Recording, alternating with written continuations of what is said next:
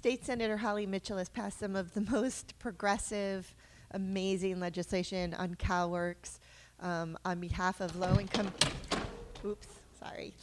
I had a feeling I was going to do that. On behalf of low-income communities in California. She's a real hero, and I'm so excited that she's here today, despite the fact that I'm wrecking the podium. Come on up, Holly. Thank you so much for coming.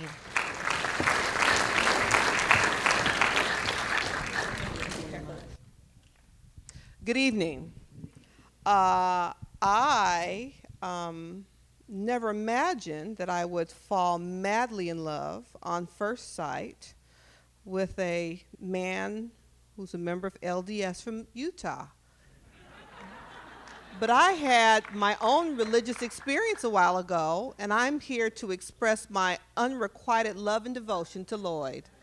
I love you. I love you. Mr. Flowers, you may not have a history of being a public speaker, but you represented tonight, sir. I'm glad you were here. Let me start very briefly by saying this. California has a balanced budget today. We have a balanced budget and a surplus in the billions of dollars that the administration directed to paying down the wall of debt and paying some other legitimate debt that we had incurred. But it's important that you hear that we have a balanced budget. Because from my perspective, now is the time to set priorities based on values, not scarcity.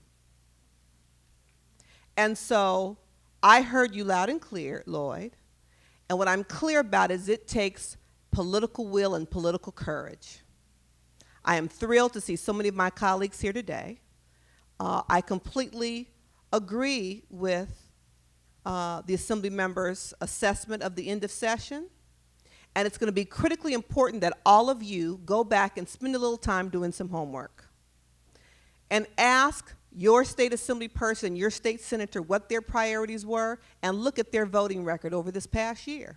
Because we can come before you and blow smoke straight up your skirt. But it's going to be up to you to go back and really fundamentally know where the road met the, what's the phrase? The tire met the tread met the road, whatever, you know what I'm trying to say. To figure out if we are voting and supporting policy issues that meet your sense of community values.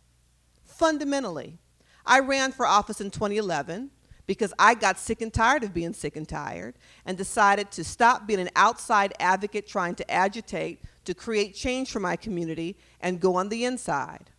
And many days I feel like that advocate as I'm trying to convince some of my colleagues, primarily the governor, about how we are setting ourselves up for failure. The fact that we are the 8th largest economy in the world with 2 million people living in deep poverty. We have the highest child poverty rate in the country. In the country, not Mississippi, not Alabama, California. And so you've got to hold us accountable. We've got to stand and support one another when it comes time to making those tough values-based decisions. The governor clearly is committed to global warming and other issues that are critically important to all of us as Californians. He even convinced the Pope to come and tell him so. Well, poverty ain't sexy. And it won't be sexy enough to address in a meaningful way until you say so, right?